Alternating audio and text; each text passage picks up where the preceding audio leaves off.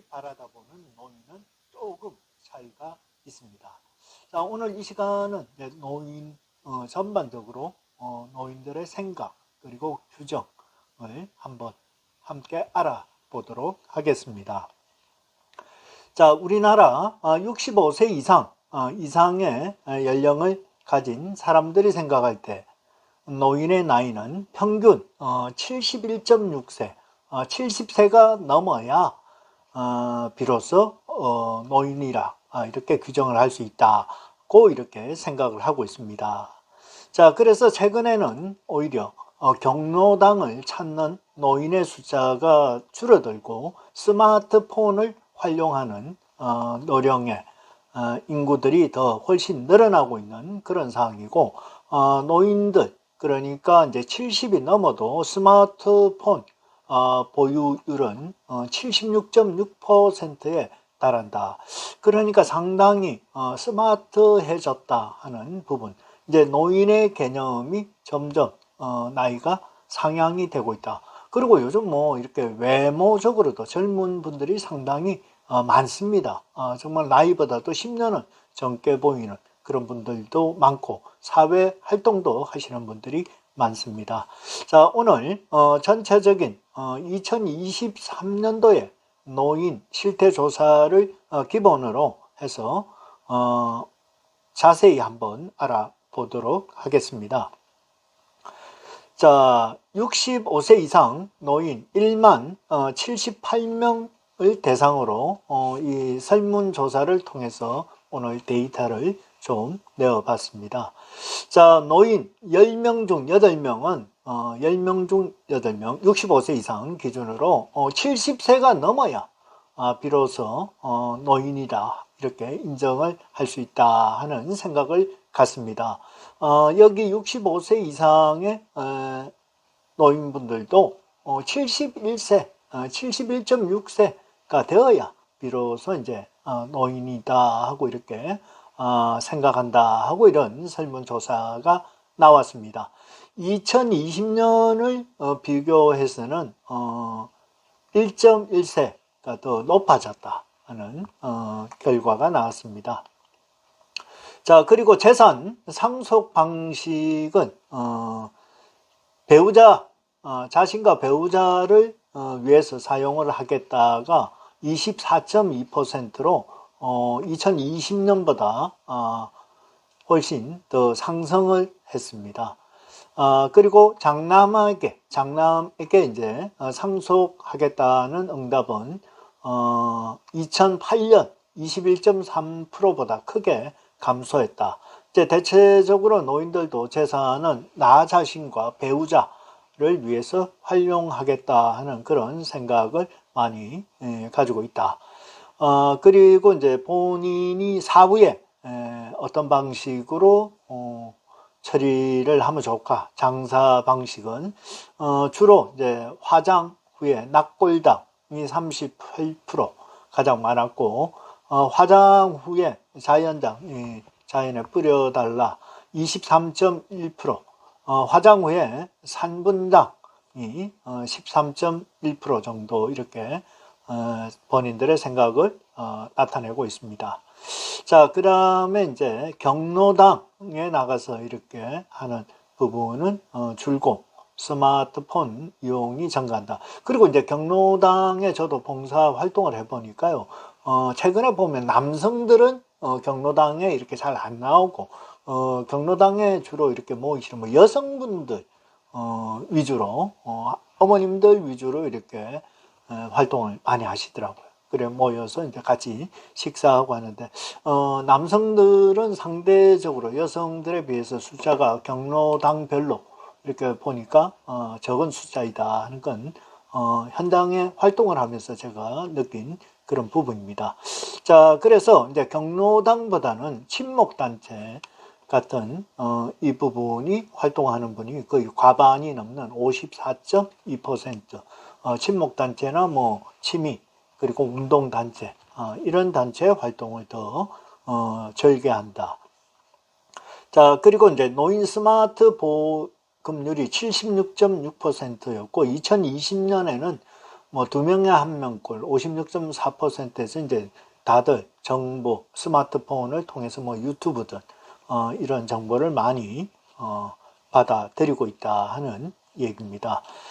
자, 우리나라의 또 이제 노인 만성 질환은 평균 이제 노인들이 한 2.2, 그러니까 2개 정도의 이런 질환을 좀 앓고 있는 것으로 이렇게 나타나고 있습니다. 그리고 3개 이상, 3개 이상의 질환을 가졌다 하는 분들도 35.9%로 이렇게 나타났고, 만성 질환이 없다, 나는 건강하다, 13.9%는 건강하다는 설문조사가 나와 있습니다. 자, 그리고 신체적 기능이 좀 어려운 18.6%는 이제 돌봄 노인을 받고 있는데, 돌봄 제공자는 이제 대부분이 가족 81.4%고 장기 요양 보험 쪽으로 해서 30.7%, 친척 이웃이 20%, 그리고 간병인이 11% 정도 이렇게 순으로 나타나고 있습니다. 자, 뭐 이게 앞으로는 지속적으로 이제 늘어갈 수밖에 없는 상황이고, 이제 가족이 이렇게 간병을 한다는 게 좀 어려운 상황이고, 핵가족 시대가 되고 이러니까 뭐 이래 부부가 이렇게 안타깝게도 같이 아픈 경우가 제가 이렇게 또 봉사활동 중에 보면 안타깝게도 그런 경우도 좀 이제 숫자가 늘어나는 그런 상황인데, 여기에 대한 대비도 필요하다는 생각을 합니다. 나이가 들고 이제 노인이 또 되면은 가장 이제 급선무가요. 뭐 돈도 뭐 다 좋죠. 자식들도 뭐 다복하고 다 좋은데, 가장 중요한 거는 본인의 건강이 무엇보다 중요하다는 걸 다시금 느끼게 됩니다. 자, 그 다음 문제는 이제 독거 노인, 혼자서 살아가는 노인들이 이제 계속 숫자가 늘어난다는 거예요. 이제 오래 살다가 이제 사별을 하는 경우도 있고, 뭐 이혼이라든지 뭐 여러 가지 이유로 혼자서 사는 분들이 많다. 이 독거는 뭐 노인뿐만 아니라 요즘 뭐 중년층에서도 이렇게 혼자 살아가는 분들이 많은, 이제 증가하는 그런 추세이기도 합니다. 자, 지난 해 독거 비율은 2020년 19.8%보다도 훨씬 증가한 32.8%로 이렇게 기록이 되었습니다. 자, 이렇게 따르면 평균 가구 원수가 2명에서 1.8명으로 이렇게 감소했고, 독거 노인들 중에 건강하다고 이렇게 응답한 사람은 34.2%, 노인 부부 가구가 48.6%에 비해 좀 이렇게 나타났습니다. 우울 증상, 그리고 평균 만성 질환 등 생활상의 어려움 비율, 독거 노인들이 당연히 정상적인 가구보다는 높게 이렇게 나타나고 있습니다. 자녀와 연락을 하는 비중은 이제 2020년 67.8%에서 지난해는 64.9%로 이제 노인의 전체 노인의 9.2%는 자녀가 없거나 자녀와 연락이 이제 두절되어 있는 그런 상태로 나타나고 있습니다. 자, 그리고 이제 노인들의 소득, 교육 수준은 훨씬 이렇게 조금 높아지는 그런 부분이다. 뭐 노인들이 지금은 뭐 최소 고등학교 졸업 이상 또는 전문대, 대학 졸업자들이 훨씬 많아지는 그런 추세입니다. 자, 그리고 이제 일을 하는 노인은 2017년 이후에 계속 지속적으로 이렇게 늘어나고 있습니다. 자, 그래서 이제 노인 중에 5명 중 2명은 어떠한 일이든 하고 있다, 사업소득을 하고 있다는 거예요. 그래서 이제 주로 일자리는 단순 노동이 33%, 단순 노동, 그 다음에 뭐 농림업, 숙련이 20.3%, 그리고 서비스업이 14.4%, 판매업이 12.5% 순으로 이렇게 나타나고 있습니다. 자, 이번 조사를 통해서 새로운 노년층의 소비력, 그리고 1인 가구 증가 등 변화된 정책 여건을 토대로 2025년 예상되는 초고령 사회 진입 등 다양한 정책을 이렇게 추진을 하려고 정부도 준비를 하고 있습니다. 자, 이제 정부에서도 뭐 예전에 비하면 여러 가지 복지 정책이든 뭐 장애 정책이든 많이 좋아지고 개선이 된 건 맞습니다. 하지만 이제 본인이 노후에 대한 그런 대비는 스스로 하지 않게 되면 아무래도 노후에는 힘든 삶을 살아갈 수밖에 없는 게 현실입니다. 그래서 무엇보다 지금 다시 한번 강조하지만 제일 중요한 건 건강하고요. 그 다음 돈이 있어야 돼요. 그 다음에 자녀, 손주 이런 순위 아닐까 하는 생각을 다시금 하게 됩니다. 자, 오늘 여러분 노인은 몇 세가 되어야 노인이라 불려질까 하고 현실적인 부분을 여러분과 함께 얘기를 나누었습니다. 감사합니다. 타압이었습니다. 네, 여러분 안녕하세요. 타압입니다. 자, 오늘 이 시간은 이제 292번째 시간입니다. 자, 우리가 음식을 섭취하고 주로 이제 식사를 하고 난 다음 이것만 잘 해도 여러 가지 질환에서 우리를 안전히 지켜낼 수 있다. 자, 이것이 과연 무엇일까요? 바로 양치질입니다. 요즘은 이제 많은 분들이 식사를 하고 난 다음에 양치를 하시는 분들이 부쩍 많이 늘어난 것은 맞습니다. 하지만 이걸 생활 습관화해야 된다 하는 것을 우리 건강을 위해서 다시 한번 얘기를 드릴까 합니다.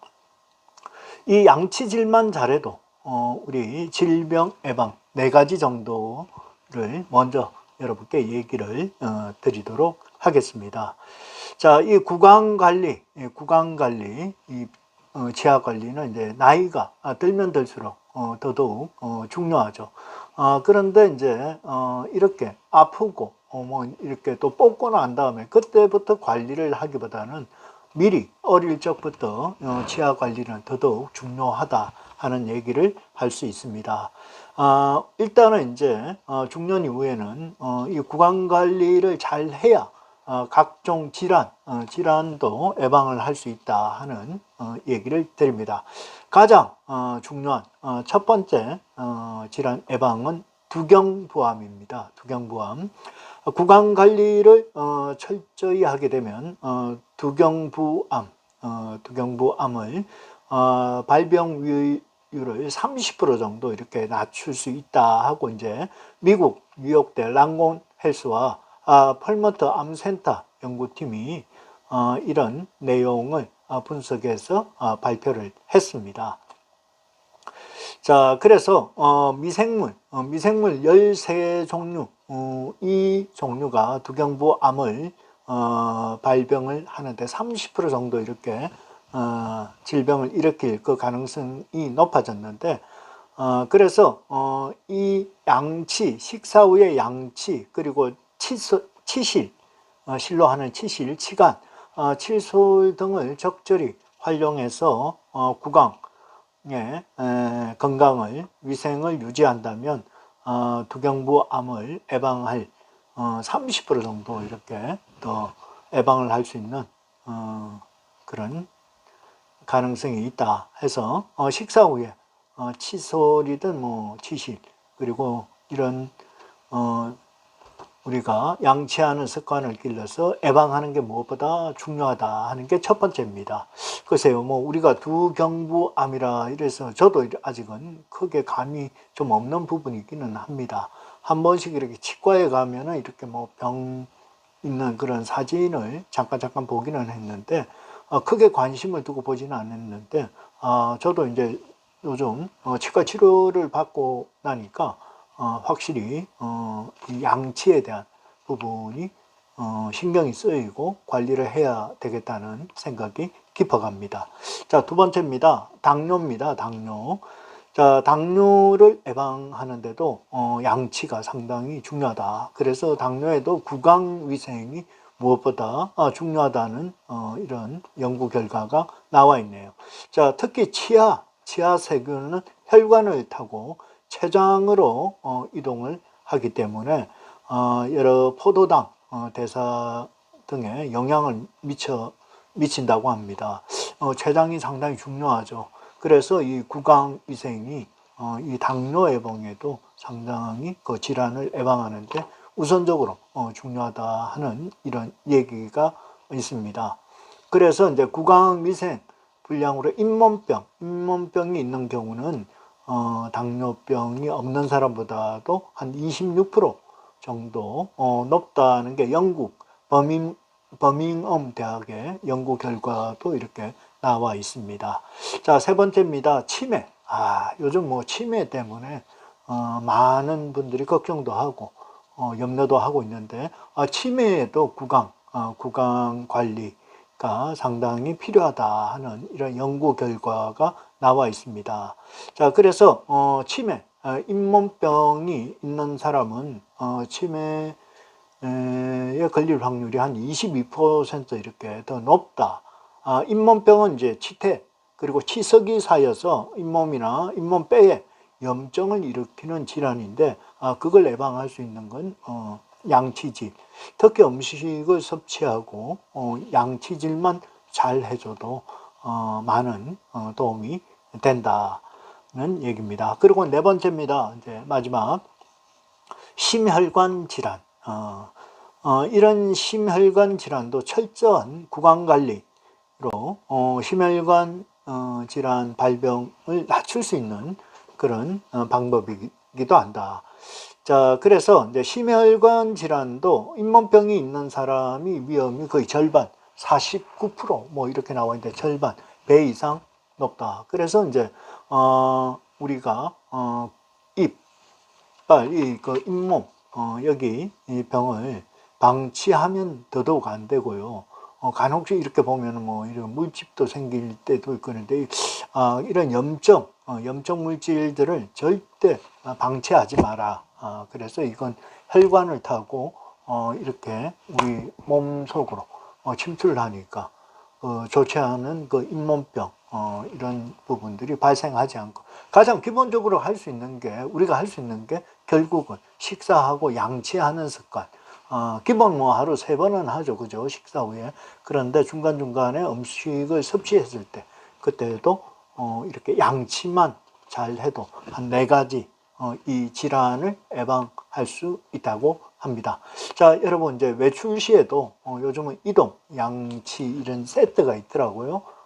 참 남자들은 들고 다니기 귀찮아서 안 하는데, 이제는 그렇게 해야 되겠구나 하는 생각을 저도 하게 됩니다. 감사합니다. 탑이었습니다. 네. 여러분 안녕하세요. 탑입니다. 자, 오늘 이 시간은 이제 293번째 시간입니다. 자, 오늘 이 시간은 이제 중년의 행복 4가지, 다소 이렇게 중복이 될 수 있는 그런 내용임을, 미리 공지를 드리면서, 4가지에 대해서 다시 한번 여러분과 함께 시간을 나눌까 합니다. 자, 첫 번째 비움. 내가 좀 덜 가져야 하고, 내가 좀 더 손해를 본다는 그런 마음, 그리고, 내가 가졌던 무거운 짐을 이렇게 비우고 버리면 오히려 더 행복이 기쁨이 커진다. 그런 얘기입니다. 과했던 그런 욕심, 그리고 내가 가질 수 없는 그 탐욕적인 그런 부분에, 그런 생각에 빠지지 않고, 오직, 내가 다 가져야 내가 부자이다. 그런 생각을 버리고, 좀 비우면서 살아가는 것이 오히려 더 행복할 것이다. 하는 얘기를 먼저 드립니다. 두 번째, 이제 사람과의 관계입니다. 우선은 이제 내가 먼저 다가가서, 아는 체하고 인사하고 하는 게 그게 기본입니다.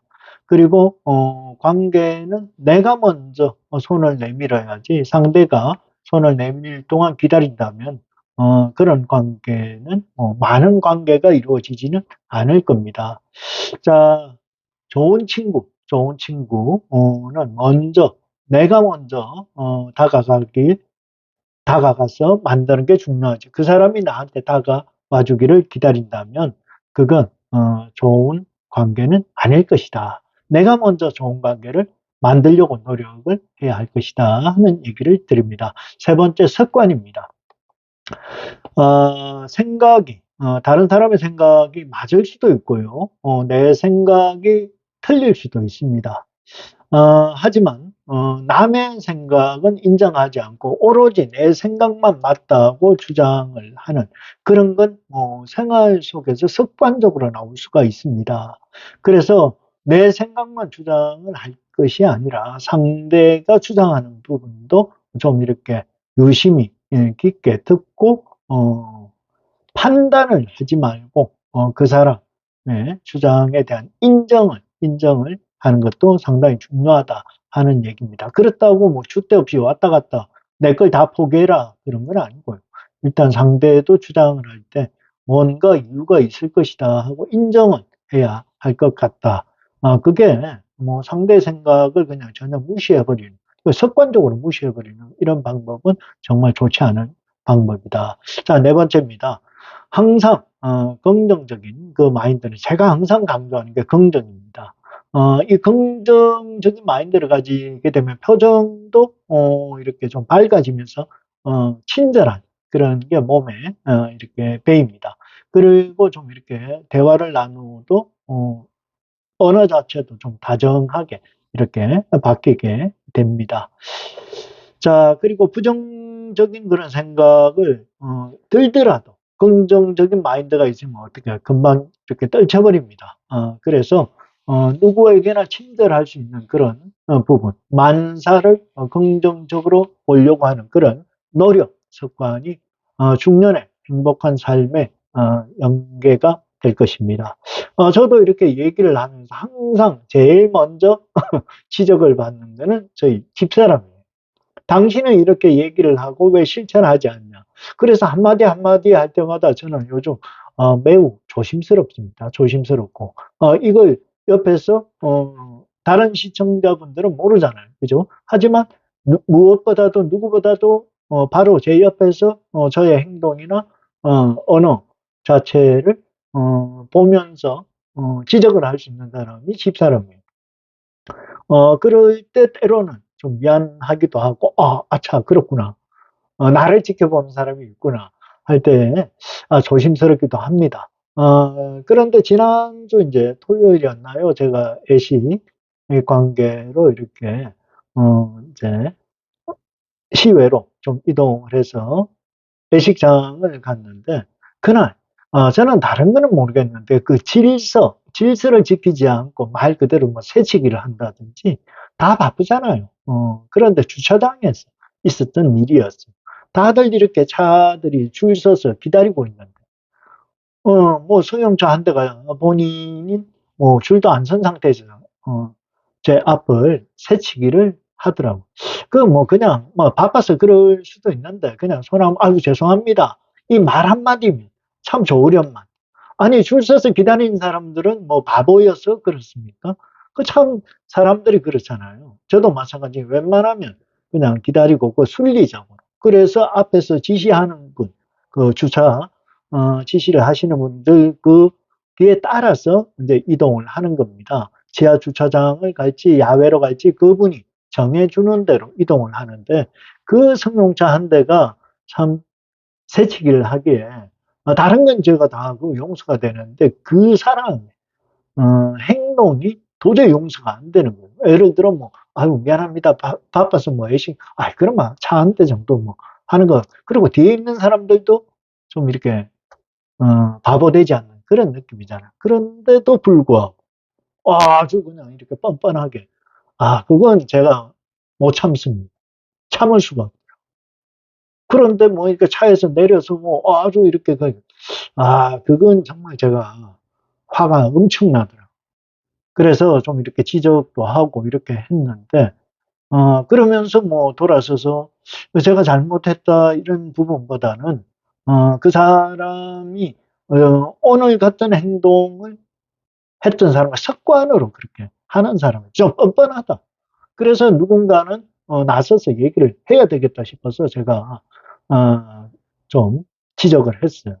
그런데도 전혀 미안하다 반성의 기가 없는 걸 보면서 야 어떻게 할까 하는 그 아쉬움이 있더라고요. 그래서 오늘 이 방송을 하면서 이 얘기를 뭐 꼭 하려고 했던 건 아니었지만 이런 게 뭔가 매일 반복되는 그 뭐 아무것도 아닌 얘기들이 계속 노력하고 반복하면 그 사람의 행동, 습관도 좀 바뀌지 않을까 하는 그런 생각을 오늘 한번 가져봅니다. 감사합니다. 타비였습니다. 네. 여러분 안녕하세요. 탑입니다. 자, 오늘 이 시간은 이제 294번째 시간입니다. 자, 우리가 삶을 살아가면서 서로 간의 관계, 공생을 하는 그런 입장에서 이제 좋아할 수밖에 없는 그런 사람. 오늘 5가지에 대해서 한번 여러분과 함께 얘기를 나눠볼까 합니다. 자, 나도 남에게 좋은 인상을 줘야 되겠지만 다른 그 상대도 나가 참 진짜 좋아할 수밖에 없구나 하는 그런 생각을 가지는 그 기준점이 5가지로 오늘 나눠볼까 합니다. 첫 번째입니다. 거짓말을 하지 않고 솔직하고 진실된 사람. 이게 아마 처음일 겁니다. 남을 속이려고 하고 내가 또 이렇게 뭐 사기를 당한다든지 속는다면 얼마나 그 사람에 대해서 좋은 그런 기분이 들지 않을 겁니다. 그래서 무엇보다도 나도 마찬가지지만 상대도 원하는 게 솔직하고 진실된 정직한 사람. 이런 요구가 첫 번째가 아닐까. 그러니까 솔직하고 진실되고 정직한 사람은 누구나 좋아할 수밖에 없는 첫 번째 이유가 될 것이다 하는 얘기를 드리고 싶습니다. 두 번째, 이렇게 뭐 이 핑계 저 핑계 대고 뭐 일이 제대로 진행이 안 되는 사람들이 있어요. 특히 뭐 우리가 회사 일을 해본다든지 조직 일을 해본다든지 뭐 이런 일을 보면 자기가 맡은 바 일도 안 하면서 무슨 그런 뭐 말도 안 되는 이유, 부정적인 거 이런 걸 굳이 얘기하는 사람들이 있습니다. 그래서 두 번째는 주어진 일을 성실히 완수하는 사람, 끝까지 마무리를 짓는 사람, 이런 사람을 뭐 좋아하지 않을 수가 없다는 겁니다. 자기 일도 완수하고 난 다음에 보면 이런 사람들은 옆에 일도 같이 또 도웁니다. 그래서 주어진 그 일을 자기 것도 완수하지만 공동의 이런 일까지도 세심하게 챙겨보는 사람. 이런 사람을 좋아하지 않을 수가 없을 겁니다. 자, 세 번째입니다. 웃으면서 반갑게 인사하는 사람. 이게 표정이요. 정말 마음이 안 내키는데 막 이렇게 억지로 할 수는 없어요. 그 웃음도 너무 이렇게 과장되면 사실 진실된 건 아니거든요. 하지만 기본적으로 웃으면서 반갑게 안녕하세요, 어서 오세요. 이렇게 인사를 할 때 주로 이렇게 반갑게 웃으면서 인사, 진심을 다해서 하는 인사를 하시는 분들은 눈을 마주치고 인사합니다. 항상 상대편의 눈을 마주 보고 했을 때, 반갑습니다. 안녕하세요. 오래간만입니다. 정말 묻어나와요, 진심으로. 우리가 인사해보면 그런 게 있어요. 그런데, 어, 말로, 반갑습니다 하고 눈은 따로 가고, 악수를 요청을 하면서 손은 내밀고 다른 사람하고 얘기해. 그 상당히 그 진짜 불쾌한 거. 좋아할 수 없는 사람. 진짜 좋아하는 사람이면, 인사를 할 때 서로 눈이 마주치면서, 악수를 하든 뭐 인사를 하든, 안녕하세요. 응? 스마일, 반갑게, 진심을 다해서 그렇게 인사를 해야 되는 겁니다. 이런 부분, 잘 챙겨 보셔야 합니다. 뭐, 악수한다면서 손은 내밀고, 시선은 딴 데 가 있고, 다른 사람하고 얘기하고, 이거 정말, 그런 부분을 볼 때, 참 아쉽다 하는 그런 마음이 듭니다. 네 번째, 사람은요, 누구나 칭찬받기를 원합니다. 뭐, 말 그대로 칭찬은 고래도 춤추게 하잖아요. 자, 그리고 우리가 이제 중년 이후에 주로 이제 아이들, 우리 손주들, 뭐, 내지는 우리, 자녀들에게 이렇게 만날 때 칭찬을 합니다. 많이 해야 돼요. 그런데 그 칭찬을 하면서도 진심 어린 마음으로 칭찬을 해야 돼요. 내 가족들에게도 진심을 다해서 이렇게 진짜 그 잘했던 부분을 그냥 흘러가는 듯이 얘기하는 게 아니고 진짜로 정말 이런 부분 진심을 다해서 칭찬을 하고 다른 사람도 마찬가지예요. 하다못해 뭐 이렇게 가벼운 작은 뭐 상이나 뭐 위촉장을 받든 뭘 하면 그냥 대단합니다 하고 진심을 다해서 하기 싫으면 안 하면 되는데 그냥 축하합니다 말만 그렇게는 할 필요가 없다는 거. 그러면 차라리 안 하는 게 나아요. 상대는 오히려 더 기분 나빠요. 정말 진심을 다해 진짜 예, 큰일 하셨습니다. 아니면 좋은 일이네요. 참 잘하셨어요. 아유, 그래요. 축하드립니다. 진심을 다해서 그렇게 칭찬을 해야 한다. 그래서 남의 일, 다른 사람의 일을 진심을 다해서 이렇게 축하하고 칭찬하는 사람을 좋아하지 않을 이유가 없다는 겁니다. 다섯 번째요. 이걸 저도 많이 경험을 해요. 남의 얘기를 잘 경청해주는 사람. 남의 얘기. 어려운 부분이든 좋은 일이든 남이 얘기를 할 때 잘 듣고, 잘 공감을 해주고, 이런 사람을 좋아합니다. 그런데 남이 뭐 자기 얘기는 뭐 신나게 떠들고 다 얘기하고, 남이 얘기하면, 됐어, 그만해, 그만해, 야, 옮기자. 라든지. 이렇게 남의 얘기는 잘라버리고, 자기 얘기만, 한 시간이면 본인 얘기가 55분이야.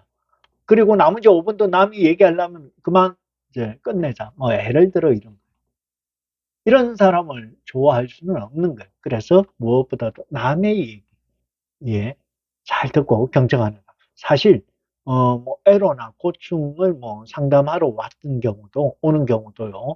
카운셀링 자체가 뭐 듣는 거예요. 들어야 상대의 어떤 문제가 파악이 되고 그런 부분을 조언도 할 수 있는 겁니다.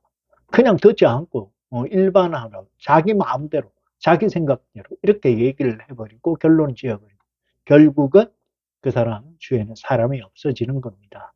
자, 오늘 좋아할 수밖에 없는 사람 다섯 가지 294번째 시간이었습니다. 감사합니다. 네, 여러분 안녕하세요. 답입니다. 자, 오늘 이 시간은 이제 295번째 시간입니다. 여러 가지 건강도 다들 중요합니다. 그리고 정신적인 이런 건강도 무엇보다 중요하기도 합니다. 자, 요즘 가을이 되고 이제 겨울이 다가오는데 우울증이 심하다 하고 이렇게 얘기하시는 분들이 있고, 좀 우울해. 이런 얘기를 하시는 분들, 계절적인 요인인가요? 그래서 이런 얘기를 하시는 분들이 많아지고 있습니다. 그래서 오늘 이 시간은 우울증에 오는 정세 그리고 대책은 뭐가 있을까 하고 함께 알아보도록 하겠습니다. 자, 날이 추워지고 그 다음에 쌀쌀한 바람이 이렇게 불어오면서 왠지 모르게 가슴이 시린다 그러죠. 한쪽이 서한 그런 분위기가 들고 갑자기 뭐 이제 여성분들이 많이 겪겠지만 눈물이 나고 외로워진다, 혼자밖에 없다, 세상 뭐 이런 정도 우울한 기분이 든다면 이건 계절성 계절성 우울증으로 한번 볼 수도 있다, 의심을 해봐야 한다 하는 어, 기사가 있어서 여러분과 함께 참조를 하고 있습니다. 자, 이 증상이 어떤 식으로 나타나냐? 첫 번째, 계절성 우울증은 일조량 감소가 원인이다. 자, 계절적 흐름을 타는 우울증입니다. 그래서 일반적으로 가을이나 겨울에 증상이 나타납니다. 뇌에서 분비되는 멜라토닌이라는 신경 전달 물질에 의해 인간이 수면, 기분 등이 이렇게 조절이 되는데 이 물질은 여러 가지 환경 영향을 받아서 분비가 됩니다. 자, 그래서 햇볕도 주요한 요인 중에 하나입니다. 그래서 우리가 햇볕도 건강을 위해서는 자주 이렇게 나가서 받아야 된다 하는 얘기를 하는 이유이기도 합니다. 자, 그래서 가을, 겨울에는 일조량이 감소됨으로써 수면을 유도하는 멜라토닌이 많이 분비되면서 생체 리듬이 좀 이렇게 망가지고 우울해질 수 있는 그런 요인이 많다.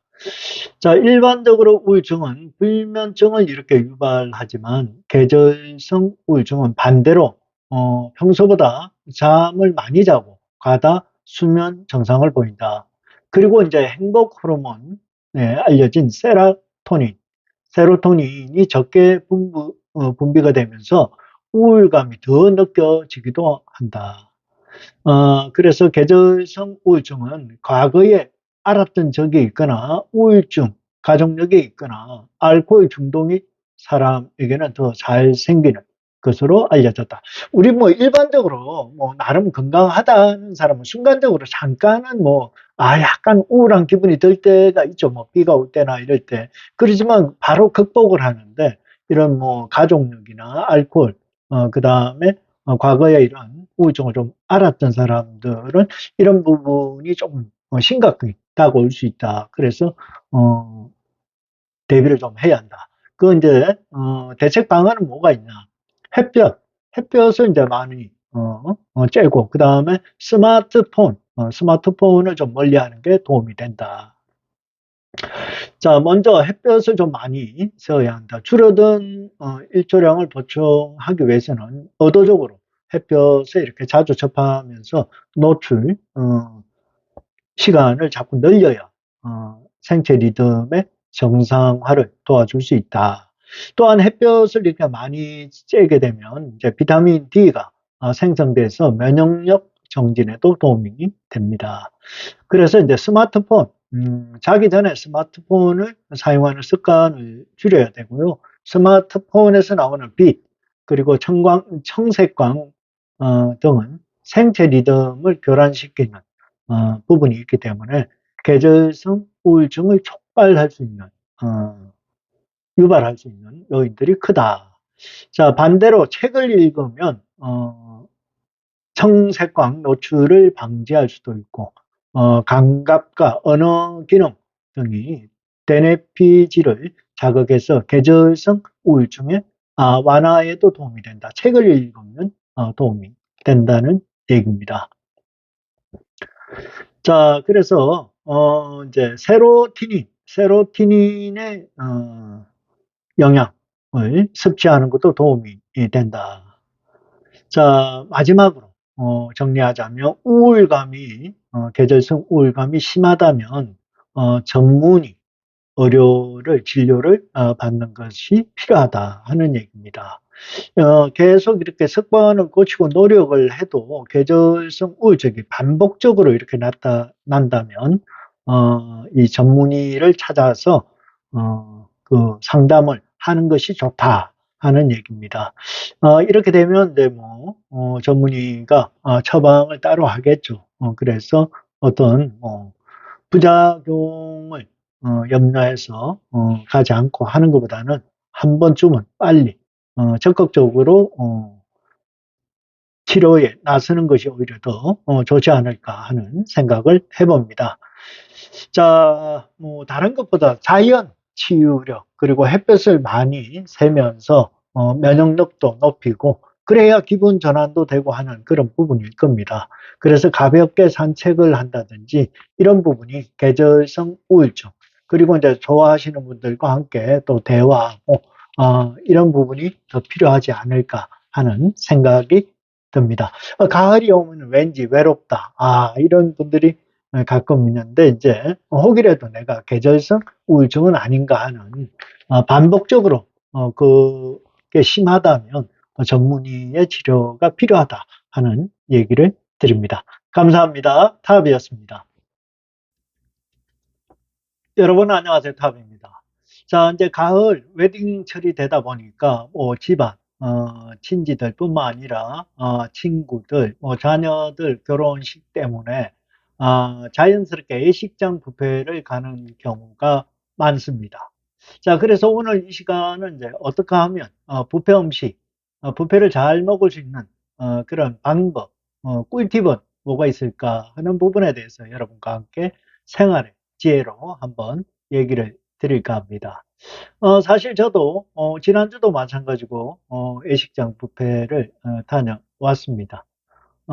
이렇게 뭐 별로 이렇게 먹은 건 없는데 배는 엄청 빠르게 불러요. 그래서 뭐 더 이상 예전처럼 뭐 세네 번도 아니고 한 두 번, 세 번 정도에서 그냥 그치는 이런 경우. 뭐 주로 저는 스시, 어, 예, 음식만 집중적으로 좀 먹는 편입니다. 자, 그렇지만 뷔페를 또 나름 이렇게 챙겨서 잘 드시는 방법이 뭐가 있을까 하고 오늘 그 시간을 좀 가져볼까 합니다. 자, 오늘 뷔페가 있다 그러면 뭐 우스갯소리로 아침부터 밥을 안 먹고 가는 게 좋다. 굶으면 많이 먹을 것이다. 이런 얘기를 많이들 하시는데 전혀 관계가 없다는 겁니다. 주로 우리가 음식을 먹고 나면 한 2시간 반 정도면 소화가 어느 정도 됩니다. 그래서 차라리 뷔페를 드실 때는 어떻게 해요? 조금 작게 소식을 하고 먹는 것이 오히려 뷔페에 가서 더 많은 음식을 즐길 수 있다 하는 얘기를 드릴까 합니다. 자, 주로 이제 뷔페를 가다 보면 뭐 여러 가지 본인의 식성에 그리고 기호에 따라서 음식들을 가져옵니다. 그런데 뭐 처음에 뷔페를 너무 양을 처음부터 많이 가져오면 오히려 손해이다. 그리고 우리가 이제 중년 이후로는 뭐 저는 3번에서 한 5번 정도는 뭐 적당하게 음식을 먹는 게 좋지 않을까 하는 제 생각은 얘기해 봅니다. 그리고 저는 이제 주로 뷔페를 가면 요즘은 그 애식장 뷔페도 마찬가지로 소갈비를 구워주는 곳은 있어요. 물론 이제 호텔 뷔페에 갔을 때는 이제 가격적인 단가가 좀 차이가 있기 때문에 양고기도 좀 이렇게 구워주고 하는데 일반적으로 애식장 뷔페에는 양고기까지는 나오는 경우는 없고요. 그냥 소고기, 그것도 수입 소고기, 한우는 아니고요. 구워주는 코너가 있습니다. 그나마 거기 소고기를 이렇게 즉석에서 구워주는 고기는 여러분들이 한번 드셔보시는 게 좋을 것 같다 하는 말씀을 드립니다. 자, 그리고 이제 뭐 애식장마다 거의 비슷해요. 음식을 애식 후에 가보면 뭐 많은 사람들이 일시적으로 한 번에 이렇게 몰리기 때문에 애식 뷔페는 거의 다 음식들이 좀 비슷하다. 그리고 저는 주로 이제 스시, 일식 요리, 그 다음에 뭐 우동 종류, 그 다음에 소바 이런 종류를 먹는데 거의 뭐 비슷합니다. 맛은 거의 대동소이하는 그런 상황입니다. 그래도 그나마 이렇게 뷔페에 가서 좀 이렇게 잘 챙겨 먹을 수 있는 부분은 여러 가지 뭐 기준점이 각자가 있겠지만 우선은 처음부터 접시를 가득 특히 이제 우리 어머니들 많이 이렇게 채워 오시는데 그것보다는 이렇게 조금 그래도 골고루 자기가 먹고 싶은 거, 좋아하는 거를 주중으로 제 같은 경우는 거의 80%를 차지하는데 좀 이렇게 골고루 뷔페에 가서 이렇게 한번 먹겠다 하는 그런 조합을 좀 가져가면 좋겠다.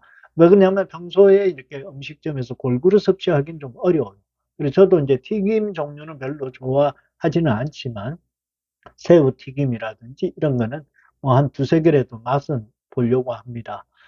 그래서 여러분들도 이제 기호에 따라서 이렇게 차이는 있겠지만, 내가 평소에 이제 접하는 뭐 한식, 뭐 한식, 중식, 뭐 일식 이렇게 나누어져 있는 식당이니까, 이왕이면 뷔페에 가서는 골고루, 골고루 이렇게 좀 드셔보시는 게 어떨까 하는 생각을 드리고요. 그리고 식사 시간은, 최소한 한 3, 40분은 좀 잡아야 될 것 같다. 물론 이제 번잡하고 막 시끄럽고 하니까 빨리 먹고 나오는데, 저도 이렇게 급하게 먹는 편이에요. 그런데, 이런 뷔페에서는 조금, 여유 있게 하고, 배가 불렀을 때는 조금 쉬었다가, 한 5분 정도 쉬었다가, 한 번 더 이렇게 드시는 건 참 좋겠다 하는 그런 생각을 드립니다. 자, 그래서, 식사 후에 맨 마지막에 뭐 과일을 먹으라는 그런 뭐 얘기들도 있는데 그 얘기는 반은 맞고 반은 틀린 거예요. 왜 음식 섭취 중에 과일을 같이 섭취해 주는 게 오히려 나은 거예요. 그래 항상 마지막에 디저트 이래가지고 과일을 먹겠다 그러는데 그건 크게 의미가 없다 하는 또 얘기가 전문가들이 얘기를 합니다. 자, 그래서 여러분 이제 가을철, 봄도 마찬가지겠지만 주로 이제 애식장 뷔페를 가는 경우가 허다합니다. 그래서 이제 일반의 호텔의 뷔페와는 솔직히 질적으로는 차이가 있습니다. 하지만 그래도 뷔페 음식을 제대로 이렇게 즐길 수 있는 그런 기회가 쉽게 접할 수 있는 게 A식장의 뷔페입니다. 그래도 잘 보면서 선택을 하시면 여러 종류의 음식을 맛을 볼 수가 있고 특히 이제 우리가 중년 이후에는 건강을 생각하면서 과식보다는 그래도 조금 평소보다는 뷔페를 가면 양이 좀 많아지니까 저도 배가 막 불러가 이게 뷔페 가면은 장난이 아니고 근데 많이 먹지는 않은 것 같은데 그래요. 그래서 이제 뷔페에 갔을 때 우리가 좀 더 잘 챙겨 먹을 수 있는 방법은 굶고 가지는 말라 하는 얘기를 드립니다. 감사합니다. 타업이었습니다.